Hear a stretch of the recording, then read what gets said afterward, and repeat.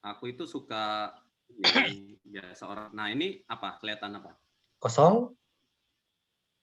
Papan Ya. tulis ya? Oh, buat nyoret-nyoret, Pak. Oh iya, maklum lah. Biasa nyontek dulu, jadi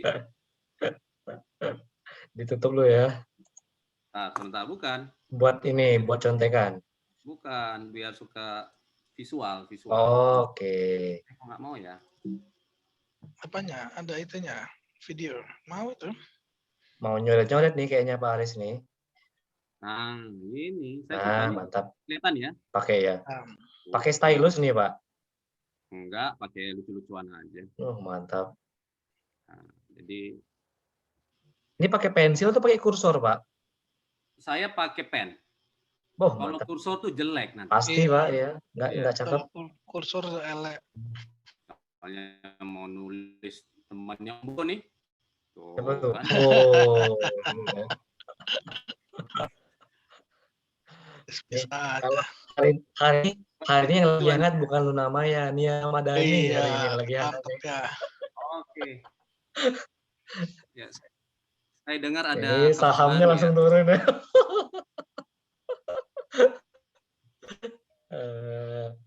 ya. Teman-teman yang di Kalimantan bilang nih, waduh nggak dapat bonus gua nih, bonus nanti habis buat ngurusin perkara hukum katanya.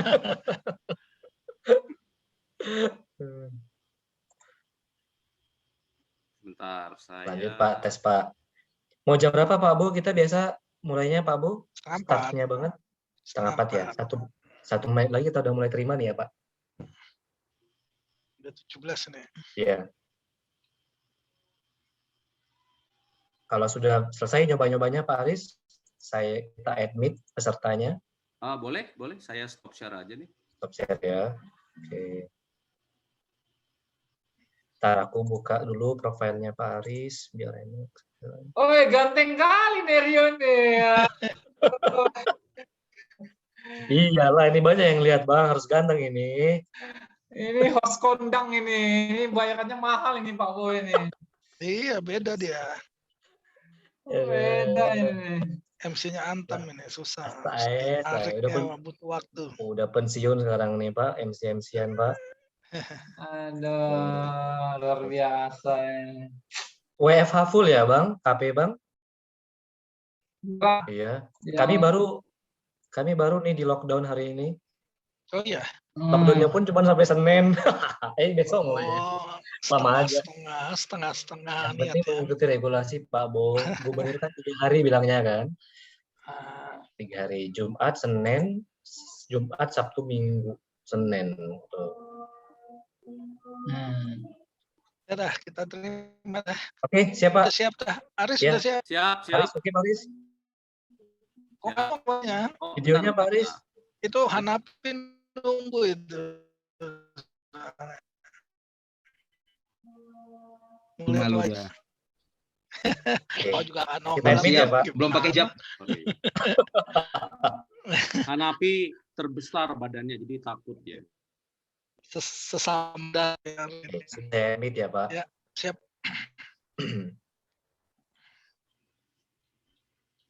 Kalau aku Dunlop beneran, kalau itu tukang siksa. Kau yang disiksa kan angkatannya.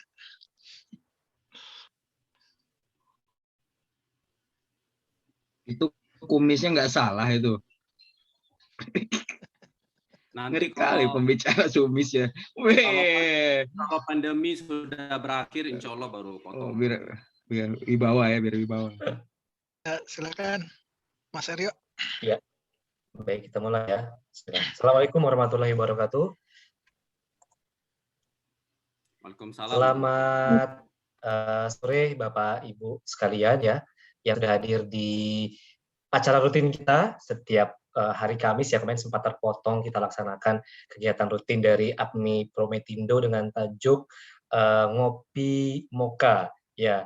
Alhamdulillah kita masih konsisten sampai hari ini untuk terus menyelenggarakan webinar untuk menambah wawasan seluruh insan yang berada di industri metalurgi yang ada di Indonesia. Pada hari ini kita akan bersama-sama mendapat ilmu sharing session dari salah satu metalurgis ya, alumni teknik pertambangan yang menguasai bidang audit sistem manajemen pada industri. Nah, kita tidak bisa pungkiri bahwa sistem manajemen yang berkaitan dengan quality management, misalkan ISO 9001, itu diterapkan di perusahaan-perusahaan internasional ataupun perusahaan nasional yang memang sudah siap untuk bersandar nasional, gitu ya, bersandar ISO maksud saya. Nah, itu tentunya tidak terluput dari industri metalurgi, ya, perusahaan metalurgi, rasa sebagian besar juga sudah menerapkan ISO. Kita akan melihat seperti apa sih audit sistem manajemen implementasinya pada dunia industri dan kita sebagai metalurgis perannya seperti apa. Pada hari ini materi yang disampaikan atau sharing yang akan disampaikan oleh salah satu narasumber kita, ya, satu ya kebetulan bukan salah satu nih, adalah Pak Aristian A. Putra, ya. Sebelum Pak Aristian memulai presentasinya atau sharing sessionnya, izinkan saya untuk sedikit membacakan profil dari pembicara kita pada sore hari ini. Bapak Ibu, sebelum saya mulai, saya perkenalkan dulu, saya sendiri Betre Edo Pratama, saya moderator yang akan memimpin jalannya sharing pada sore hari ini. Untuk Prometindo, saat ini saya diamanahi di bagian student chapter. Baik Bapak Ibu, untuk pembicara kita sore ini adalah Pak Muhammad Aristian Amrah Putra, ya, beliau sudah malang melintang di dunia industri, 23 tahun sudah berpengalaman di dunia sistem manajemen dan juga TQM, Total Quality Management. Beliau juga berpengalaman 12 tahun di dunia multinational manufacture.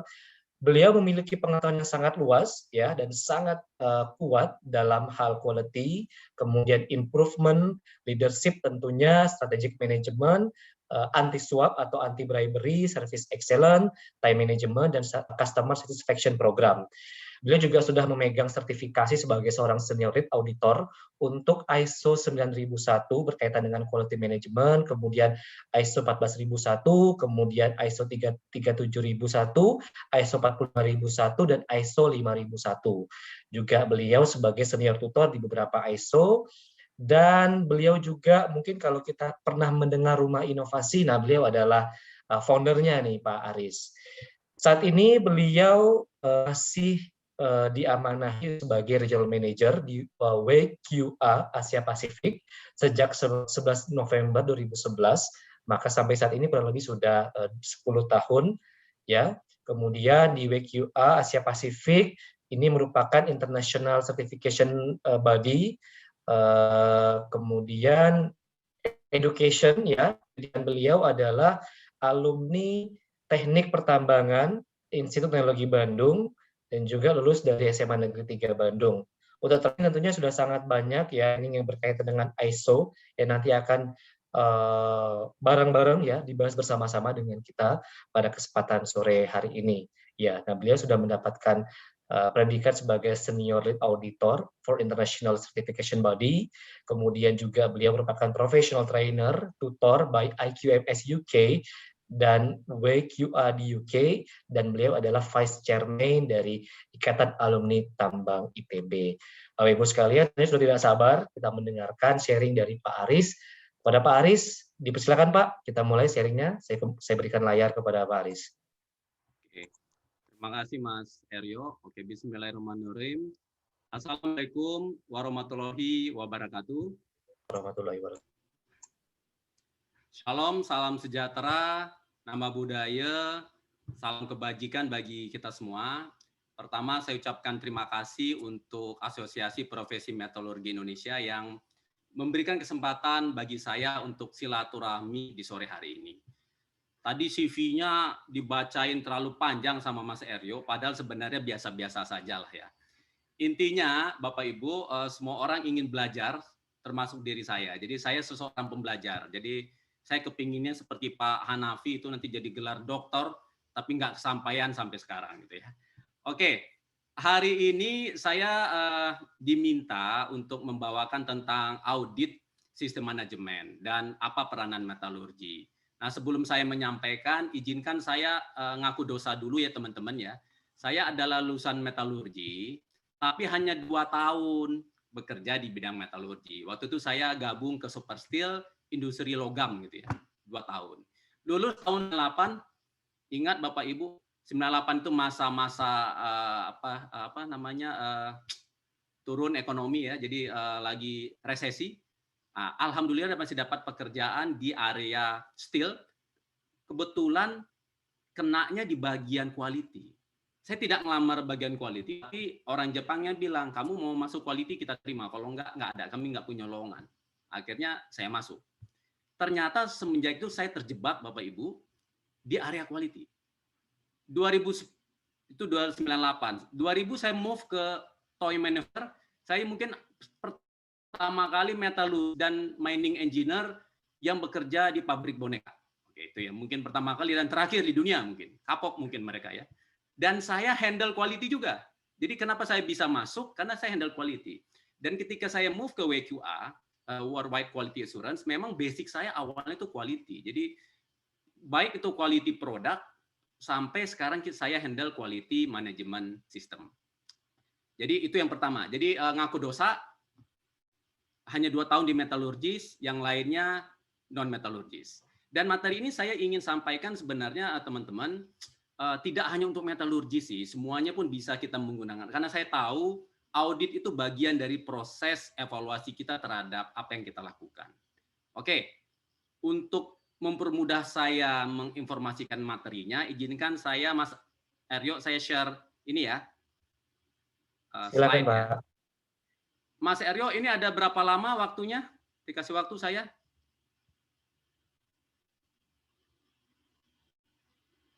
Pak Hanafi, sorry Mas Aryo, nggak 1 jam, 1 jam. Oh, 1 jam ya? Oke, maaf, 1 jam, Pak. Karena 1 jam setengah boleh. Ya, 1 jam setengah boleh. Kita maksimalkan di diskusi nanti, Pak Aris. Siap, karena materinya ada 200 slide ini, jadi saya siap. Oke ya. Hebat. Temanya adalah audit sistem manajemen. Teman-teman, saya tahu kalau teman-teman dengar kata audit, bawaannya negatif aja. Setuju ya? Kalau mau diaudit, biasanya apa tuh? Saya rasa saya ingin interaktif, boleh ya? Silakan Pak. Silakan Pak. Teman-teman, mohon maaf Bapak Ibu yang senior saya panggil teman-teman, boleh ya Pak? Oke, saya biar lebih akrab saja. Teman-teman kalau dengar kata audit, apa yang terpikirkan pertama kali? Boleh di chat? Boleh di chat? Sekali kita berinteraksi. Boleh chat. Apa sih yang terpikir pertama kali ketika mendengar kata audit? Oke. Pak Hanafi, biasanya ada door prize Pak Hanafi? Enggak ya Pak Hanafi ya? Biasanya aktif saya door prize sama Pak Hanafi ini. Oke. Kok di saya nggak ada jawaban? Aryo sudah ada yang jawab? Ada nih Pak. Yang pertama dari Pak Hanafi nih, G30 SPKI kata beliau nih. Audit. Saya tambah audit cari kesalahan. Itu ID. Oke. Cari kesalahan. Pengecekan, tambah nih Pak, pengecekan. Pengecekan. Mas Aryo, mohon maaf di saya saya tidak baca, entah kenapa, tolong dibacain ya kalau ada chat ya. Memeriksa kesesuaian, pengecekan itu Pak. Wow. Validasi. Wow. Oke. Sip. Nanti kebanyakan ini akhirnya kita nggak terus.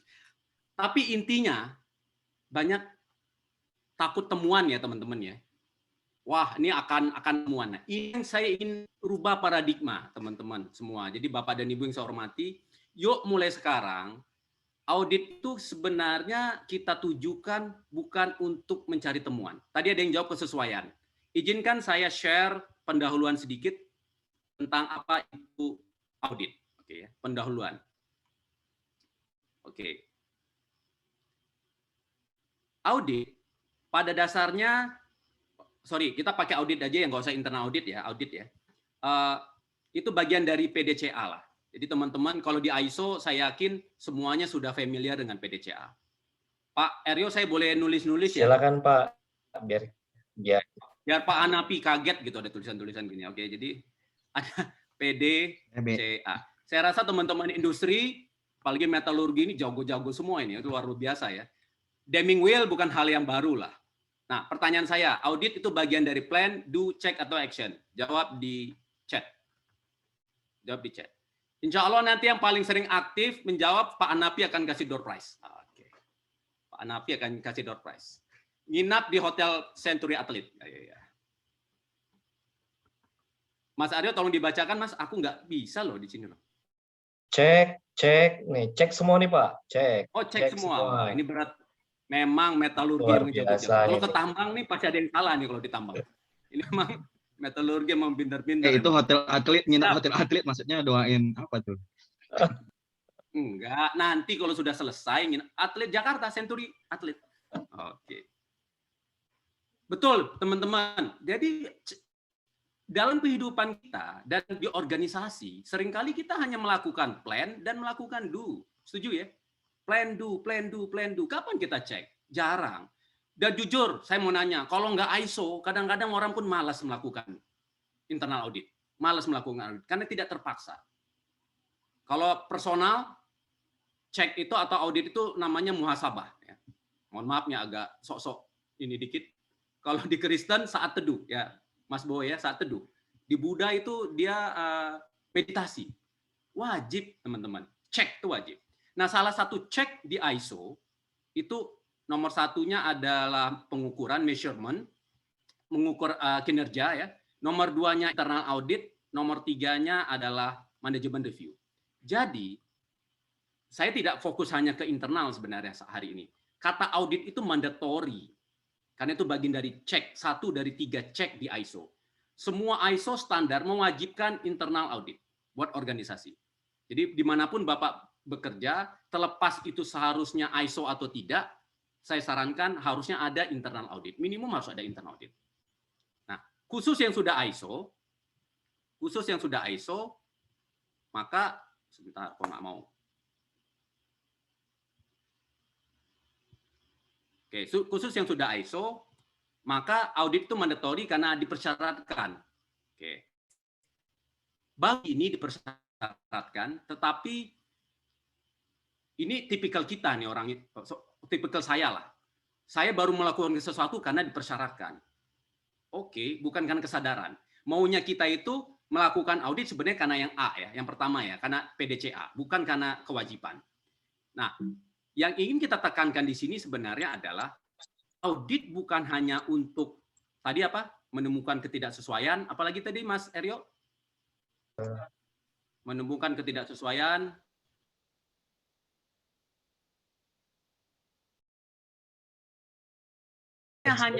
Hanya kulit-kulitnya lah.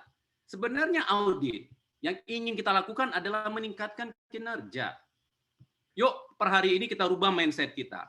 Kita melakukan audit karena kita mau meningkatkan area kinerja area yang diaudit. Kita meningkatkan kinerja area yang diaudit. Itu perubahan paradigma, itu penting. Dan tantangan bagi seorang auditor mampu meningkatkan kinerja organisasi. Jadi hari ini yang saya akan sharing, teman-teman metalurgis, nanti kalau ngaudit, jadi nanti kalau Pak Hanapi ngaudit, itu direbut oleh para auditi. Kenapa? Saya senang diaudit Pak Hanapi. Setiap dia ngaudit, area saya jadi kinerjanya meningkat. Udah dokter lagi kan, luar biasa itu. Jadi ini yang ingin kita tekankan di sini. Audit meningkatkan kinerja. Oke, so sekarang saya mau nanya, dari tadi kita baru bicara latar belakang. Apa sih sebenarnya audit? Apa sih sebenarnya audit? Izinkan saya share sedikit. Ini materi dari ISO. Jadi ISO 19011. Oke, di ISO 19011 mengatakan audit adalah proses yang sistematik, independen, dan terdokumentasi. Mohon maaf, saya bacakan secara umum dulu ya. Memperoleh bukti objektif dan mengevaluasi secara objektif menentukan sejauh mana kriteria audit dipenuhi.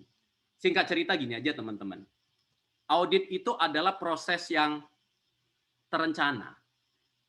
Jadi ISO mengatakan audit itu direncanakan. Makanya nanti kalau harus ada audit plan, audit program gitu ya. Kemudian auditornya sendiri independen.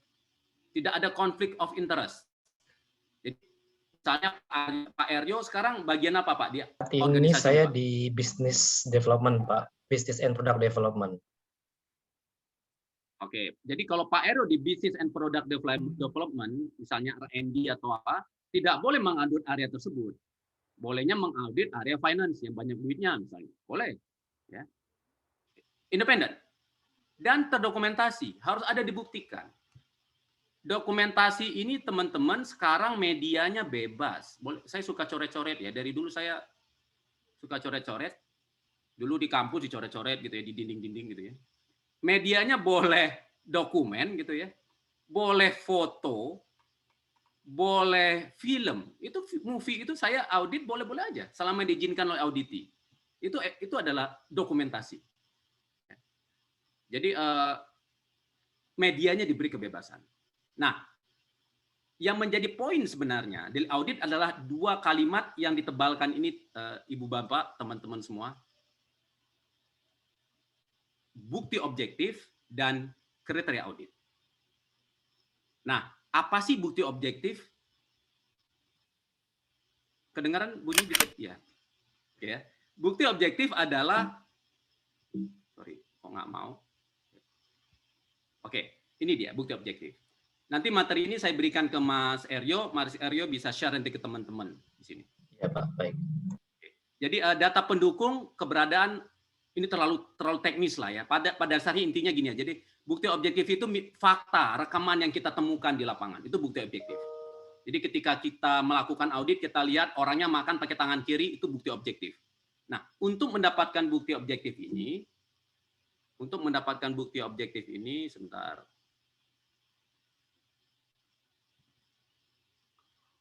Itu dilakukan pertama dengan interview. Teman-teman, kalau biasanya audit, kadang-kadang kita biasanya logiknya kan kita ketemu orangnya ya. Baik itu langsung maupun lewat. Sekarang audit juga bisa dilakukan remote. Oh ya, saya promosi dikit lah. Auditor itu salah satu posisi yang menarik buat teman-teman semua. Jadi Mas Eryo barusan lead auditor ya, 9001. Nanti Mas Aryo tingkatkan terus sehingga diakui internasional, nanti bisa di liburan di Bali sambil ngaudit perusahaan di Amerika. Karena sekarang audit itu boleh dilakukan remote. Dulu tidak boleh. Dulu audit ISO sebelum pandemi dilarang remote. Yang resmi ya buat sertifikasi. Tapi sekarang diizinkan oleh ISO. Jadi terbuka kemungkinan sebenarnya auditor-auditor Indonesia yang kompeten itu bekerja untuk freelance untuk badan sertifikasi di seluruh dunia. Nah, jadi kita bisa lakukan interview. Bisa langsung, bisa juga nanti secara remote atau secara online. Yang kedua, observasi. Nah, observasi tentu saja kita datang ke lapangan, kita lihat. Auditor yang baik, saya berharap suka gemba, suka genji genbutsu. Nggak senang di belakang, masa ngaudit di belakang meja ya, di belakang meja meeting, nanya, diskusi, selesai, pulang, ya enggak lah. Dia lihat ke lapangan. Kalau saya ngaudit area produksi, ya saya lihat gimana proses produksi di situ. Saya ngaudit gudang, saya datang ke gudang. Saya lihat itu gudang. Saya lihat racking gudang itu seperti apa. Saya lihat ini material rackingnya benar nggak? Regulasi rackingnya memenuhi NC apa tidak? Dan seterusnya gitu ya. Itu observasi. Yang ketiga tentu saja review dokumen. Nah, review dokumen. Jadi 3 ini teman-teman, Bapak Ibu yang saya hormati, ini salah satu tools yang kita gunakan dalam rangka mengumpulkan bukti objektif. Apakah cukup kita audit, kita interview, observasi, review dokumen? Ternyata tidak cukup. Kita harus membandingkan hasil bukti objektif ini dengan kriteria audit. Jadi Bapak Ibu, audit itu baru komplit setelah kita bandingkan. Ya. Apa yang kita temukan di lapangan, contoh, saya mengaudit. Ternyata saya audit orangnya nih, saya cek. Saya audit Pak Hanapi misalnya, saya audit. Buat posisi sebagai presiden director di sebuah perusahaan tambang atau metalurgis, ternyata di persyaratan yang dibuat HRD adalah harus ada pengalaman 20 tahun menjadi director. Gitu loh. Saya cek, ternyata Pak Hanapi sudah jadi direktur di situ, pengalamannya 17 tahun. Itu tidak sesuai kan, berarti kan? Nah, itu adalah contoh ketika kita bandingkan actual dengan bukti objektif atau kriteria audit. Ini menarik sebenarnya nanti. Jadi ini menarik membandingkan antara bukti objektif dengan kriteria audit, itulah poin utama seorang auditor. Oke, jadi boleh saya katakan bahwa audit itu seorang auditor harus kuat di cara mengumpulkan bukti objektif, dia harus pinter lewat tadi interview, observasi, tapi dia juga harus menguasai kriteria audit gitu. Oke, sekarang mungkin pertanyaannya, kriteria audit itu apa saja sih yang harus dipahami? Ya, sebelum kita bicara kriteria audit, teman-teman, izinkan saya nanti ada slide selanjutnya. Karena kriteria audit tergantung scope, tergantung tujuan audit kita. Kita mau audit apa? Tadi Mas Eryo nanya, Pak, kita mau arahkan ke 9001. Itu kalau tujuan audit kita arahkan untuk melakukan audit ISO 9001. Padahal audit bisa banyak ya. Audit vendor, bisa audit terhadap peraturan perundangan, bisa audit terhadap, bahkan yang saya challenge sebenarnya ke teman-teman nanti di perusahaan, ayo dong buat audit khusus untuk menemukan continual improvement. Audit just khusus untuk menemukan continual improvement. Itu lebih menarik sebenarnya. Oke ya. Jadi pemahaman ini saya harap kita paham semua definisi audit adalah sistematik, independen, terdokumentasi, di mana nanti kita membandingkan antara bukti objektif dengan kriteria audit. Oh, sorry. Saya terangkan dulu. Kriteria audit itu adalah referensi yang kita gunakan, persyaratan yang kita gunakan sebagai acuan atau referensi dalam melakukan audit. Sekali lagi, persyaratan yang kita gunakan sebagai acuan yang kita lakukan dalam audit. Dan nanti bisa diverifikasi, nantinya bisa dibandingkan. Nah, sebelum kita menentukan apa kriteria audit, saya disclaimer dulu tentang istilah mungkin nggak umum di dunia biasa, tapi di dunia sertifikasi ini umum, namanya frame audit. Nah, frame audit ini sebenarnya tidak ada di ISO, tidak resmi secara resmi di state ISO, tapi ini oleh IRCA, CQA IRCA, sebuah asosiasi terbesar auditor di dunia. Dia menyarankan para auditor sebelum audit minta dulu frame auditnya apa. Nah, apa sih frame audit? Yang pertama adalah audit scope, ruang lingkup atau besaran atau luasan batasan sebuah audit. Kita harus tahu dulu. Contoh, tiba-tiba ibu bapak diminta melakukan audit, membuat audit plan. Kita tak cek dulu, skopnya apa, Pak? Oh, skopnya adalah untuk semua proses di PT Freeport misalnya. Berarti kan profession of mining services mungkin ya, saya nggak tahu. Monggo-monggo aja, berarti mencakup semua aktivitas di sana. Atau bisa saja skop lebih terspesifik, Pak, skop hanya untuk area procurement. Oh, skop hanya untuk area inti. Ekstraksinya saja yang kita audit, monggo. Jadi pertama kali seorang auditor yang harus tahu adalah dia tanya, ini audit skopnya kemana? Ruang lingkupnya, batasannya semana? Sehingga kita bisa fokus dalam pelaksanaan audit. Yang kedua, tujuan audit apa? Ini penting. Tadi saya katakan, kalau audit ISO rata-rata tujuannya ini Bapak Ibu, untuk melakukan verifikasi implementasi dari ISO 9001 misalnya, dan keefektifannya. Rata-rata seperti itu. Tapi sebenarnya audit itu banyak sekali. Tujuannya untuk memverifikasi kualitas dari vendor. Kami pernah dapat order dari WQA atau dari Halliburton just untuk audit vendor-vendor gitu loh. Jadi lucu juga gitu, semua vendor diaudit. Atau yang tadi saya katakan untuk memverifikasi kepatuhan terhadap peraturan perundangan. Atau untuk memverifikasi misalnya untuk menemukan continual improvement, hal-hal apa yang bisa diperbaiki. Itu challenge sebenarnya. Jarang saya temukan organisasi sekarang yang khusus melakukan audit karena ada continual improvement. Continual improvement lebih banyak mereka gunakan dengan cara Kaizen ya, gugus tugas. Oke, saya setuju. Tapi ternyata audit pun sebenarnya bisa menjadi salah satu tools untuk continual improvement. Itu ada di statement dari IRCA. Yang kemudian yang tadi kita bahas, baru satu lagi adalah audit kriteria yang tadi kita bahas. Ingat, audit kriteria adalah, mohon maaf agak teknis sedikit, persyaratan yang kita gunakan sebagai acuan dalam melakukan audit. Nah, audit kriteria baru kita bisa tentukan setelah audit scope dan audit objektif kita tentukan di awal. Contoh, kita menyatakan ingin melakukan audit memverifikasi apa contohnya? Memverifikasi implementasi dari ISO 9001 dan melihat keefektifan. Berarti audit kriterianya tentu persyaratan ISO 9001. Internal dokumen dari prosedur, instruksi kerja, form dan segala macam lah. Atau boleh juga nanti regulasi yang berhubungan dengan ISO 9001 atau spesifik request dari klien. Spek dari klien itu bisa menjadi. Mas Eryo, tolong dikasih tahu sudah berapa menitnya, Mas ya? Oke. Itulah audit frame yang butuh seorang auditor ketahui sebelum melakukan audit. Kemudian saya ingin share juga, jadi sebenarnya apa sih tujuan dari kita melakukan audit? Ya, tujuannya sederhana saja sih sebenarnya. Verifikasi kesesuaian. Gitu ya. Jadi teman-teman kalau auditnya ISO 9001 berarti harus sesuai dengan standar ISO 9001. Berarti seorang auditor harus paham standar ISO 9001. Kalau mengaudit misalnya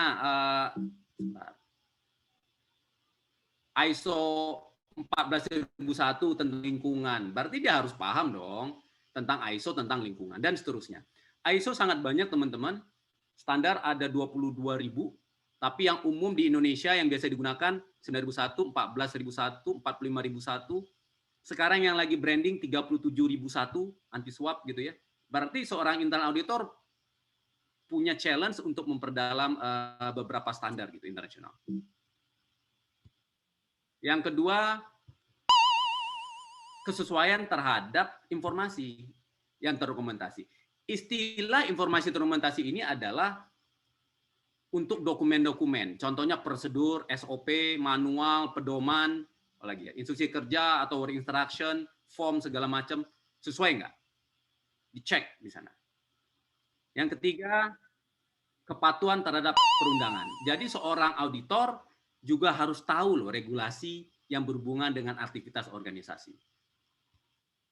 Kemudian, ini saya gabungkan saja. Tiga yang di depan itu sebenarnya itu audit dokumen lah. Ya, 1, 2, 3 itu audit dokumen. Audit terhadap standar, audit terhadap dokumen internal, audit terhadap regulasi. Itu audit kesesuaian. Yang menjadi challenge sebenarnya ke depan adalah yang di belakang ya, teman-teman. Bagaimana kita memverifikasi efektivitas proses? Nggak gampang, sangat nggak gampang. Auditor harus tahu proses. Mas Eryo mau meningkatkan efektivitas proses area tanur misalnya atau area blasting gitu, Pak. Ya harus tahu prosesnya dong, ya. Definisi efektif itu kan sejauh mana rencananya terrealisasi dan hasilnya diinginkan. Itu efektif. Bukan hanya terrealisasi tapi hasil yang diinginkan tercapai, itu baru bisa dikatakan efektif. Berarti harus tahu prosesnya lah. Challenge seorang auditor jago di proses gitu, harus belajar di proses. Yang kedua yang improve juga sebenarnya challenge ke depan meningkat peluang untuk improvement. Makanya kalau teman-teman di textbook auditor selalu ada kata profesional. Banyak yang mendefinisikan profesional macam-macam ya. Tapi kalau di kita di auditor itu sebenarnya maintain knowledge gitu loh. Makanya di auditor itu ada istilah CPD. Saya yakin ini CPD juga kan ya. Kita udah pakai CPD juga di sini ya. Bentar, kok nggak mau nulis nih, sebentar. Continual Professional Development. Internal audit, eksternal auditor rata-rata yang profesional itu menggunakan CPD. Jadi kami setiap tahun harus kirim ke IRCA Continual Professional Development-nya apa saja. Jadi kenapa dia kejar itu? Karena dia ingin auditor sebenarnya mengidentifikasi peluang perbaikan. Auditor nggak cukup hanya mengaudit berdasarkan kesesuaian, tapi juga auditor harusnya bisa meningkatkan kinerja yang diaudit. Bagaimana bisa seorang auditor meningkat kinerja kalau knowledge-nya, mohon maaf, hanya paham persyaratan, hanya paham regulasi internal gitu loh. Hanya paham SOP. Dia harus improve. Istilahnya istilah profesional adalah maintain knowledge. Makanya dikontrol lewat CPD. Oke. Jadi ini menarik sebenarnya, tapi saya yakin teman-teman metalurgi juga ini jago-jago semua di sini ya. Oke, kita lanjut ke panduan audit. Izinkan saya informasikan di ISO teman-teman semua itu harus berdasarkan persyaratan. Jadi kalau kita bicara sesuatu ada latar belakangnya. Jadi ada dokumentasinya. Apakah itu kepersyaratan ISO standar nomor berapa? Itu hal biasa lah. Kalau kita bicara audit sistem manajemen, maka itu adalah kita berdasarkan persyaratan ISO 19011 2018. Nah, apa sih itu? Apa sih makanan apa sih ini? Gitu ya. Nah, ISO 19011 2018 adalah panduan audit untuk sistem manajemen. Tadi Mas Aryo katakan ke saya sudah lead auditor ya, ISO 9001 ya. Ya, Pak. Training lead auditor tersebut sebenarnya diadakan materinya 2 hari terakhir itu materi ini.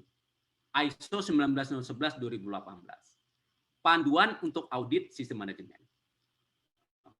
Jadi hampir semua apapun lead auditor 9001, lead auditor 45001 pasti pelaksanaan auditnya, perencanaan auditnya, sampai laporan auditnya itu berdasarkan ISO 19011 2018. Kita tidak perlu mempelajari klausul-klausul ini. Biasanya kalau di luar sana kalau belajar 1919 sampai klausulnya dibedah ya. Tapi paling tidak saya ingin kasih gambaran. Prinsip audit itu penting. Program audit harus ada. Jadi jangan ujuk-ujuk bikin schedule. Biasanya teman-teman kalau internal auditor ujuk-ujuk langsung bikin schedule aja. Program auditnya nggak ada. Kemudian aktivitas audit harus tahu dari perencanaan sampai tindak lanjut audit ya. Dan kompetensi persyaratannya apa untuk seorang auditor. Oke. Ingat sekali lagi tujuan audit kita adalah meningkatkan kinerja. Kalau audit hanya untuk sesuai dengan prosedur, sesuai dengan standar, ya boleh-boleh aja. Tapi bukan itu yang menjadi target utama kita saat ini. Oke, kita mulai dari prinsip audit.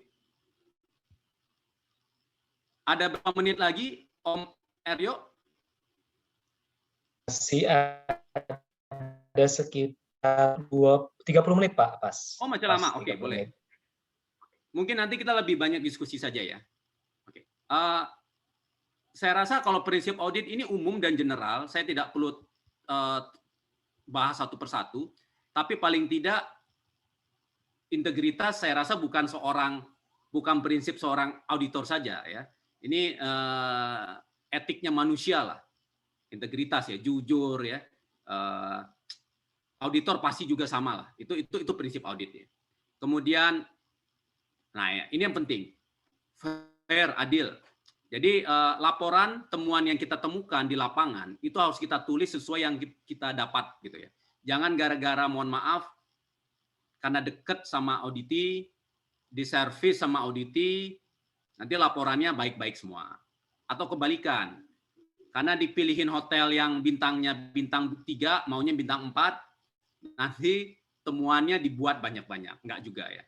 Kemudian profesional, ini tadi saya katakan auditor definisi profesionalnya banyak, tapi salah satunya adalah maintain knowledge.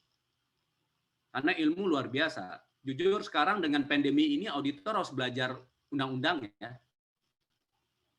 Auditor sekarang harus hafal kuat di Kemenkes 413, Kemenkes 328, Kemenkes 382 harus kuat. Kapan orang harus boleh jarak 1 meter, dia harus kuat. Jadi ketika dia ngaudit sebuah industri, dia harus tahu juga tuh regulasi. Dia harus belajar terus. Jadi maintain knowledge-nya dengan CPD tadi saya sebut. Saya rasa rahasia umum lah ya. Tidak boleh hasil audit itu diumumkan ke kemana. Hati-hati ya teman-teman yang anak-anak sosmed ini. Ini suka baru ngelihat, oh saya baru mau audit area HRD, kinerjanya berantakan, dimasukin ke sosmed ya. Nggak boleh ya. orang Indonesia, teman-teman, termasuk diri saya, itu kita suka sosmed. Makanya waktu saya diskusi dengan klien kami, kebetulan dia orang Italia, ya, dia katakan untuk mengaudit fraud, untuk mengaudit penyimpangan, sebenarnya di negara kamu gampang. Kenapa? Kita itu suka pamer ya. Jadi teman-teman hati-hati ya, Pak Eryo nanti kalau punya Ferrari jangan dilihat-liatin di sosmed gitu loh. Kalau di luar mereka kejar, Pak. Kata dia di fraud di kami itu gampang ngejar. Lihat aja sosmed. Saya ngelihat di Indonesia saya bisa tahu, kata dia. Siapa pelaku? Karena dia bisa lihat sosmednya. Karena mohon maaf, nginap di hotel bintang 5 yang terjadi salah satu yang tertangkap kemarin, dia menginap di hotel bintang 5 dengan harga 20 juta per hari, itu tidak mungkin buat seorang pemerintahan gitu loh. Itu kan sudah ketahuan, dia memposting. Nah, jadi hati-hati di sosmed ya. Ini kebiasaan kita juga kadang-kadang suka memposting. Saya takutnya hasil audit diposting di sosmed.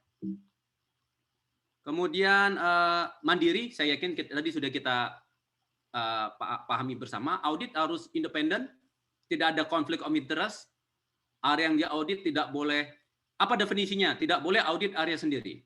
Ya, tidak boleh audit area sendiri. Atau teman-teman harus ngaku, Mas Eryo ternyata lagi naksir nih direkturnya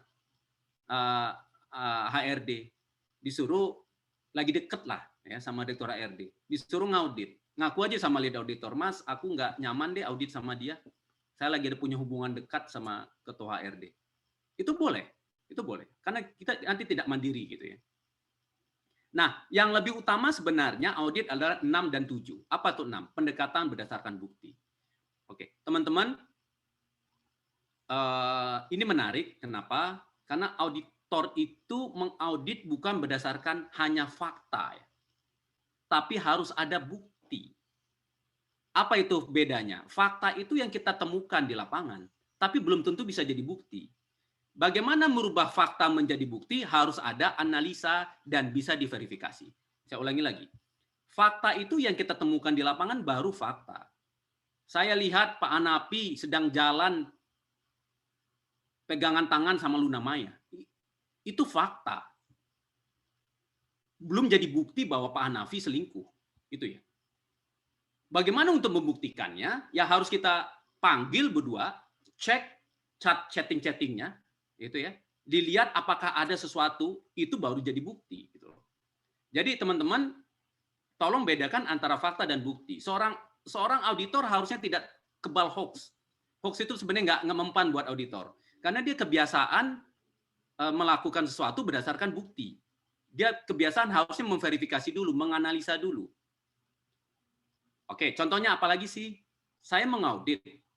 Saya lihat kinerja organisasi, target penjualan target penjualannya 10 miliar. Pencapaiannya 11 miliar. Bagus dong Mas Eryo ya. 11 miliar itu fakta. Tapi kita harus buktikan, benar nggak itu 11 miliar? Kedua, jangan-jangan kita cek nih, tahun lalu ternyata pencapaiannya 20 miliar. Kan aneh. Tahun lalu pencapaian 20 miliar, tahun ini targetnya 10 miliar. Itu hal-hal itu seorang auditor harus tahu gitu, harus terbiasa menganalisa. Ini saya punya cerita lucu deh. Ini sedikit kebiasaan. Jadi auditor terbiasa tidak gampang percaya juga ya. Jadi terbiasa berdasarkan bukti. Saya kasih contoh. Pertengahan tahun lalu heboh di media di Indonesia mengatakan bahwa COVID virus bisa tersebar lewat udara. Itu confirm statement dari WHO berdasarkan CNN. Itu fakta. Diikuti sama semua media besar di Indonesia. Even semua televisi memberikan berita tentang hal tersebut. Itu fakta. Nah, saya auditor dong, saya harus temukan bukti dong. Saya cek dong ke CNN, betul nggak ada berita dari CNN menyatakan WHO? Oh ternyata betul teman-teman. Ada sebuah berita di CNN, WHO sudah confirm bahwa COVID-19 menyebar lewat udara. Tapi baru berita loh. Saya baca dong isinya. Saya baca isinya tidak ada statement itu. Jadi ternyata kantor berita sebesar CNN pun sepertinya hampir mirip dengan ini ya, nama juga media lah. Mereka jual berita. Statement dari WHO ternyata sangat detail dan sangat jelas bahwa penyebaran lewat udara tidak bisa diabaikan dan kami sedang melakukan penelitian. Jelas. Tidak ada kata confirm tersebut. Berarti kita harus menemukan perbedaan antara fakta dan bukti. Itu lucu sekali. Di Indonesia sampai ada diskusi, sampai ada pakar-pakar berkumpul ngomong panjang lebar, diambil dari CNN yang salah gitu loh. Itu kebiasaan di kita. Oke. Jadi sekali lagi auditor cari fakta. Cari bukti, bukan fakta dicari tapi harus sampai bukti. Bedanya apa? Harus dianalisa dan bisa diverifikasi. Itu yang pertama. Itu yang menarik dari auditor, dari prinsip audit. Yang kedua, nah ini yang paling baru, teman-teman. Dulu ini tidak ada. Jadi di ISO 19011 ini kan 2018 ya, 2011 itu tidak ada yang nomor 7. Apa itu nomor 7? Nomor 7 ini adalah pendekatan berbasis resiko. Dulu audit itu ya audit aja, audit dokumennya, audit prosesnya. Kayaknya audit zaman old banget gitu loh. Nah, sekarang diizinkan. Jadi teman-teman, tidak perlu audit semua area, tidak perlu audit ke semua aktivitas, pilih saja audit area yang signifikan. Jadi, mungkin saya langsung masuk ke slide selanjutnya saja. Ini berhubungan dengan nomor 7. Ini lagi tren sekarang, semenjak tahun 2018, bahwa audit zaman now itu harus audit yang melibatkan resiko, berbasis resiko. Definisi berbasis resiko, seorang internal auditor atau seorang auditor, seorang external auditor harus melakukan audit melibatkan resiko dan peluang. Ingat, berbasis resiko itu ada dua ya, resiko, peluang. Nah, apa definisinya? Kita harus memfokuskan audit pada area atau aspek atau proses atau aktivitas yang signifikan pengaruhnya. Saya kasih contoh deh, di pabrik metalurgi, pengecoran logam, yang signifikan akan mempengaruhi kualitas produk apa? Mungkin anak metalurgi ada yang tahu ya. Raw material mungkin ya, umpamanya. Berarti kalau itu signifikan mempengaruhi, raw materialnya yang kita audit. Seperti itu ya. Jadi tidak perlu proses yang lain. Ini diizinkan, kenapa? Di ISO dikatakan, per saat ini, yuk audit lebih dalam. Setelah area signifikan itu kita temukan, langkah selanjutnya adalah audit area signifikan lebih dahulu, lebih dalam, lebih lama, pilih auditornya lebih ahli, gitu ya. Jadi, itulah yang dimaksud oleh audit berbasis risiko. Dan ini akan mempengaruhi bukan hanya pelaksanaan audit, bahkan perencanaan pun sudah terpengaruh gitu ya. Jadi dari planning audit itu, oke, area risiko di mana saja dicek, kemudian yang berisiko tinggi di audit lebih dalam, ya. Isu internal eksternal, oke, ini agak teknis tapi nggak apa-apa. Teman-teman,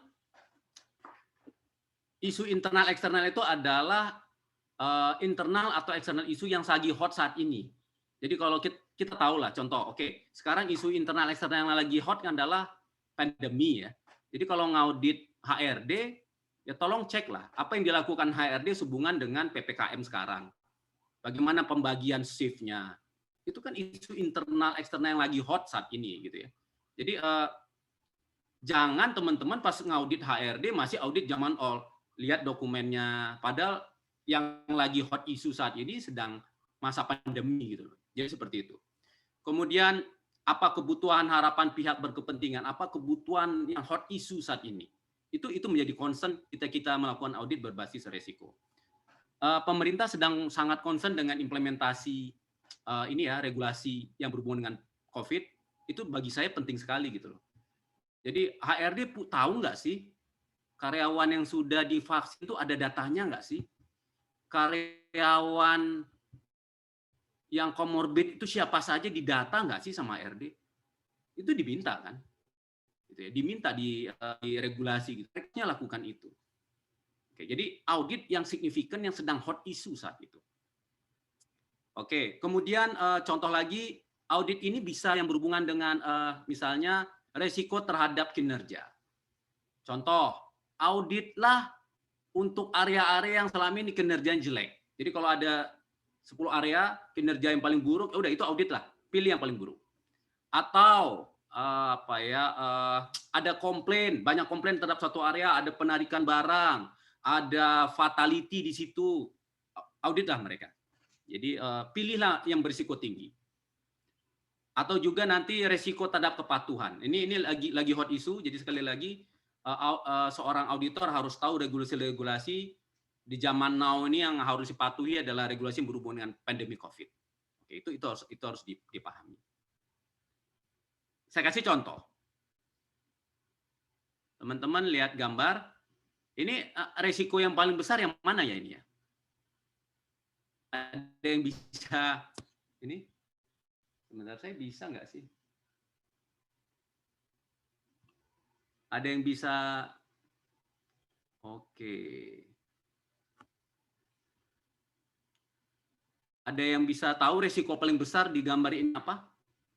Nanti Pak Anapi akan kasih door prize ya Pak Anapi ya, yang bisa jawab ya. Tadi katanya mau janji ke saya kasih door prize katanya. Iya. Apa nih resiko terbesar dari gambar ini? Auditor harus bisa lihat loh. Ayo. Oke. Jawab di chat kalau bisa. Sudah ada yang jawab? Belum ada Pak. Nggak ada? Kalau saya boleh tebak belum ini ada. berarti Bapak yang berbaju kotak-kotak ini resikonya tinggi nih Pak. Ya. Enggak, resikonya semuanya nih. Gara-gara satu orang tuh resiko semua itu. Yang mana? Gara-gara satu orang resiko. Nah itu Mas Arief itu. Ya. Pakai bazoka. Jadi kalau dia tembak, meledak, mati semua mereka. Nah, auditor itu harus bisa ngelihat itu gitu ya. Auditor harus bisa ngelihat. Ini Mas Arief ini auditor juga mungkin ya. Oke. Nanti Pak Anapi kasih door prize buat Mas Arief ya, Pak Anapi ya. Oke. WKO yang ngambilnya. Oke, jadi audit lah berdasarkan resiko. Ini cuman lucu-lucuan aja gambar, tapi saya pernah dapat witness. Jadi auditor tuh biasa di witness teman-teman. Kami di witness oleh UCAS, jadi badan akreditasi dari Inggris. Dia datang ke Indonesia, dia datang melakukan audit, witness atau menyaksikan auditor kami melakukan audit.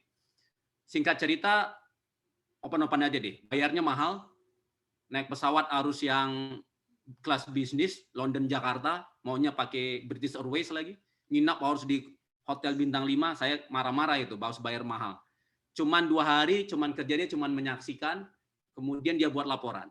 Hasilnya laporannya auditor kami baik. Saya bilang sama dia, kalau cuman membuat laporan auditornya baik, ya nggak usah jauh-jauh datang dari sana ke sini. Kita harus bayar mahal-mahal.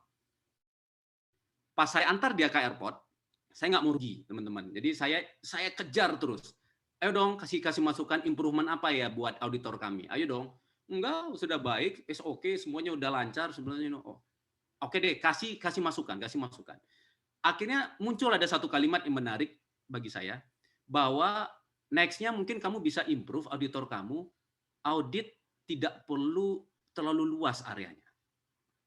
Itu dia poinnya yang saya katakan. Tidak perlu luas areanya, ambillah area yang beresiko, ambillah proses yang beresiko, audit itu lebih dalam.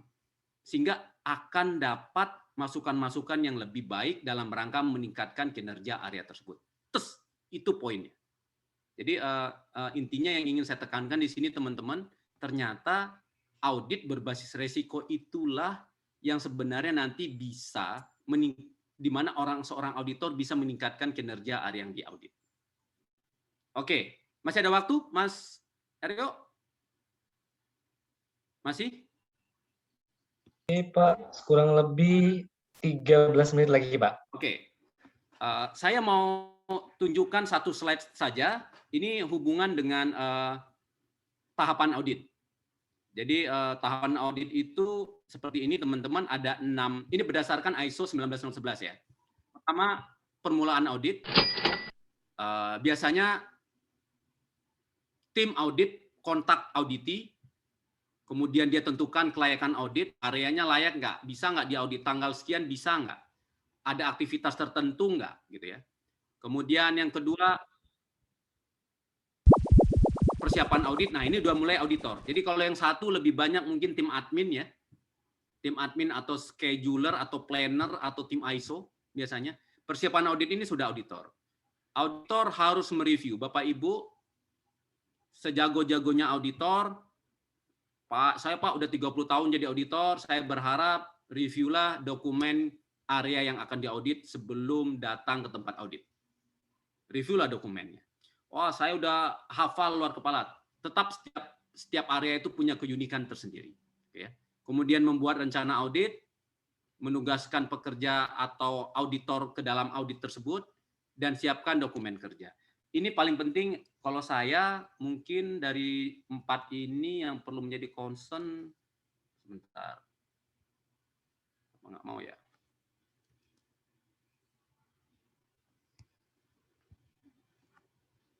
Yang menjadi concern saya adalah mereview dokumen.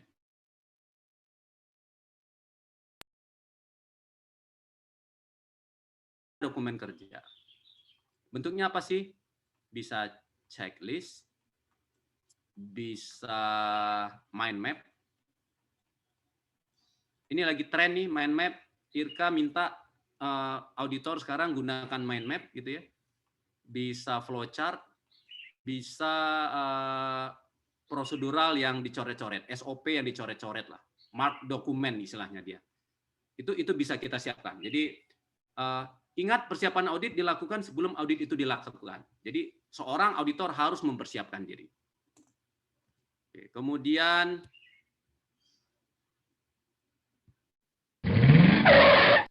ada mobilnya ya. Nah ini pelaksanaan audit. Secara ringkas dimulai opening, diakhiri closing. Saya sudah katakan tadi di awal untuk menemukan audit butuh ini ya Bapak Ibu, butuh bisa lewat interview, review dokumen dan observasi. Dibandingkan dengan audit objektif, dibandingkan dengan audit kriteria, kemudian dapat temuan audit, diambil kesimpulan dan dinyatakan di closing meeting. Buat laporan audit, bukan hanya negatifnya saja, yang positifnya juga dicatat, gitu ya.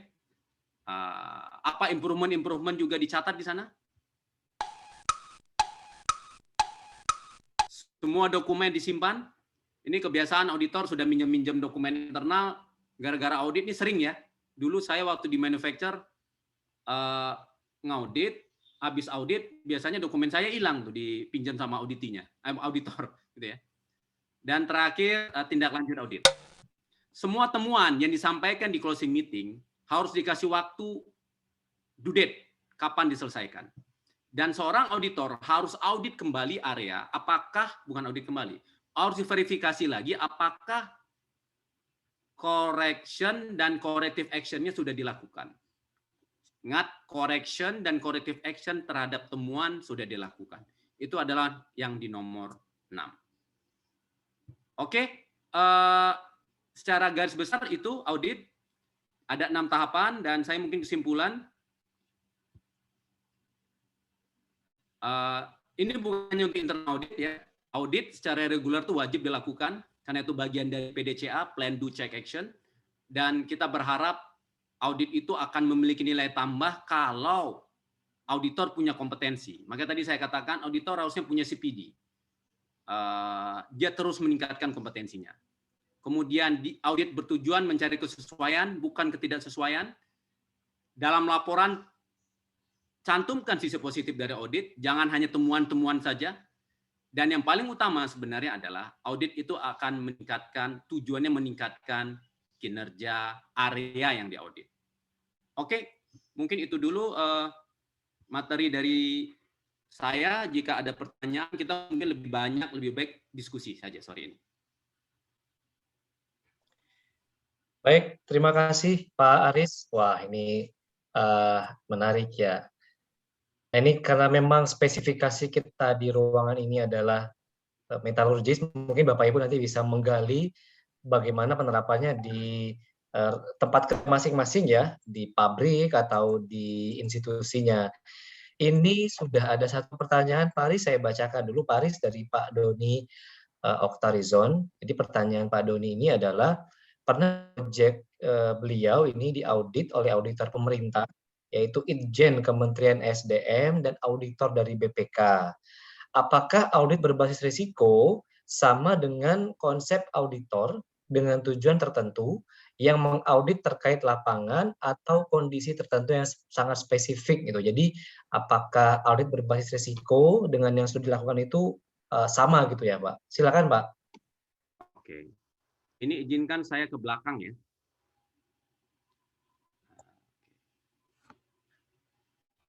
Terima kasih. Mas siapa tadi? Sorry, suaranya. Pak Doni, maaf Pak. Pak Doni, Doni. Pak. Pak Doni Oktarizon, ya. Terima kasih Pak Doni. Oke. Ini menarik. Katanya apa tadi diaudit oleh salah satu pemerintahan. Nah, pertanyaannya apakah audit berisiko itu konsepnya sama dengan audit lapangan atau kondisi tertentu yang sangat spesifik. Untuk menjawab ini tidak mudah, Pak, karena kita harus tahu dulu audit scope, audit objektif, dan audit kriteria yang ada di layar oleh orang pemerintah tersebut, itu ya. Jadi kalau saya jujur, dulu pernah ada canda-candaan lucu lah, gitu. Kalau ISO, apa sih perbedaan? Ini jangan diambil hati ya, just lucu-lucuan aja. Saya pernah ditanya sama seorang pejabat, Mr. Aris, apa sih beda auditnya Anda ISO dengan audit misalnya BPK atau KPK atau orang pemerintahan lah.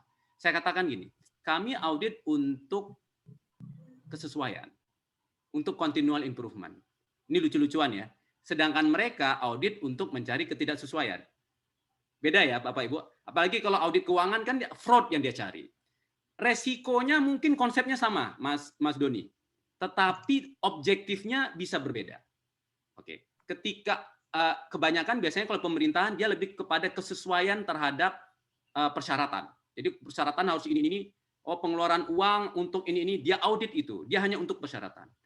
Apa yang saya sampaikan sekarang itu boleh saja digunakan untuk ada persyaratan, tapi itu minimumnya ya.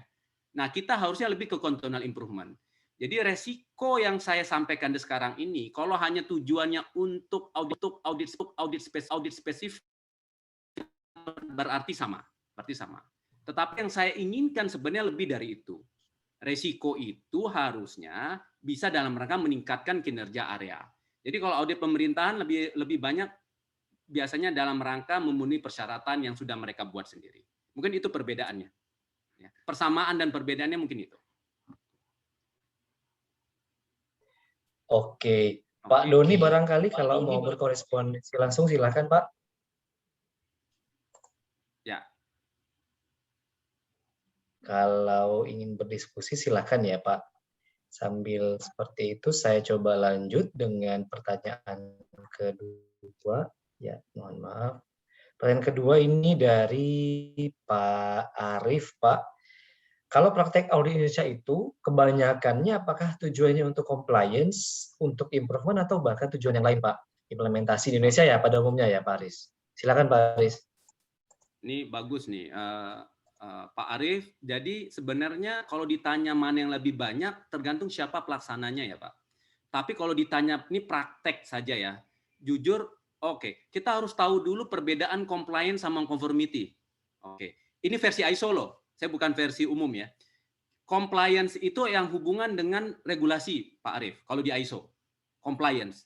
Jadi saya dulu di pabrik punya departemen namanya Compliance Integrity. Itu salah itu ternyata. Setelah saya belajar ISO, itu salah departemennya. Compliance itu kalau di ISO lebih ke arah regulasi. Nah, kalau terhadap persyaratan, dia conformity, gitu ya. Itu yang pertama. Intinya memang di Indonesia kebanyakan orang lebih banyak audit dalam rangka compliance dan conformity saat ini. Audit-audit yang mohon maaf, kenapa? Karena itu ini mandatory. Yang compliance dan conformity kan masih mandatory kan? Kan mandatory dong, harus mengikuti ISO dong. Kalau enggak nanti kamu dicabut sertifikatnya. Oh, mandatory dong, harus limbah B2, limbah B3, oh B2, B3 beda ya. Itu nanti harus diolah dan sebagaimana, nanti kalau enggak kena hukum gitu loh. Jadi karena itu mandatory, jujur compliance dan conformity itu memang lebih mendominasi saat ini ya. Tapi saya percaya top manajemen, owner pun sekarang sudah mulai menuntut audit yang bersifat continual improvement. Pak Arief.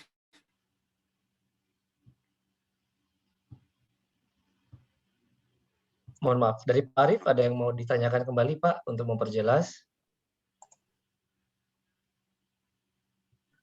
Kalau tidak ada, kita lanjut. Nah, ini dari guru kita nih Pak. Pertanyaan nomor 3 dari Pak Korda. Pak Aris kembali mengingat nih Pak, background-nya sebagai seorang metalurgis ya. Nah, di metalurgi itu kan kita belajar secara praktek juga ada inspeksi pada suatu struktur seperti NDT ya sebagai salah satu contohnya. NDT ini kan tes ya Pak. Jadi apakah ini termasuk bagian audit ya? Kemudian yang kedua, istilah audit dalam hal ini apakah bersifat teknis atau hukum dalam atau legal ya? Silakan Pak Aris. Ini kalau yang nanyanya doktor profesor dari ITB, saya harus ini nih. Begini Pak Ahmad Ardian Korda, jadi satu saya mau disclaimer dulu, saya metalurgi murtad ya, cuma 2 tahun di metalurgi ya, tapi saya bisa menjawab pertanyaan menggunakan ISO. Jadi kalau di ISO, NDT dan pemeriksaan struktur segala macam itu bukanlah audit. Bukanlah audit. Nah, itu inspeksi sih kalau di ISO istilahnya ya. Itu yang pertama. Karena memang beda lah. Kita itu lebih ke proses, Pak Dr. Ahmad. Kalau itu kan nanti ke produk ya, dianalisa segala macam ya. Nah, tapi proses melakukan NDT itu bagian dari audit. Benar nggak sih proses NDT-nya? Nah, itu bagian dari audit gitu ya. Jadi lebih ke proses. Jadi audit itu lebih ke proses. Itu yang pertama. Kemudian istilah audit dalam hal ini apakah bersifat teknis atau hukum?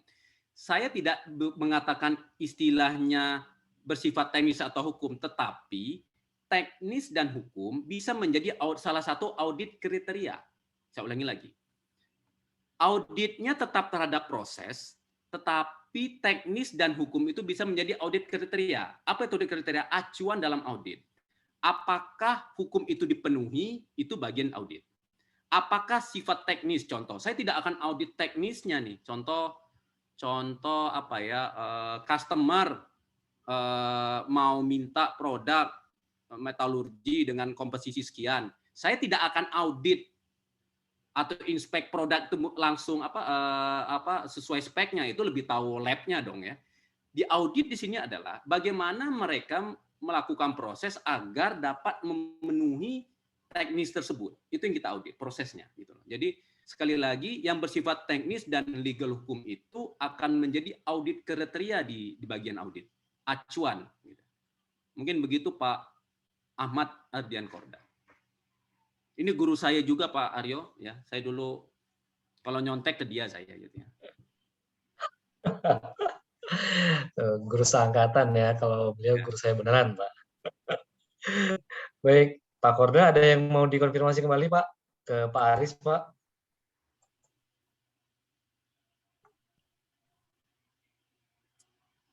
Ya, selanjutnya ada yang SP. Ini dari Pak Hanafi nih dari Pak. Nah, ini silakan dari Pak Sekjen nih. Silakan Pak Aris langsung Pak Hanafi, silakan. Oke, makasih. Dari tadi nama saya disebut-sebut, jadi ya saya nanya lah jadinya. Pertama, Pak Aris, terkait integrity, ya, apakah seperti lembaga certification body ini punya audit, diaudit juga? Itu pertanyaannya, ya. Jadi auditor diaudit juga enggak lembaga ini? Tuh, kalau diaudit itu seperti apa gitu ya? Dan lembaga yang mengauditnya itu juga diaudit enggak? Nah, jadi seperti bagaimana good corporate governance-nya gitu ya. Terus yang kedua, bagaimana nih pengalaman pribadi aja, bagaimana menghindari temptation di lapangan. Jadi kan ada godaan ya, ya godaan dari suatu perusahaan ya gitu ya, supaya ini bagus karena dengan adanya itu semua mereka mungkin dapat tender atau apa segala macam. Nah itu kan tentu ada godaan. Bisa cerita nggak cara menghindari godaan-godaan tersebut? Dua itu aja Pak Aris. Saya boleh langsung jawab, Mas. Silakan Aryo. Pak Aris. Ini kalau yang Langsung. nanyanya Pak Langsung Sekjen, Pak Aris, silakan. ya gelarnya doktor ya, saya harus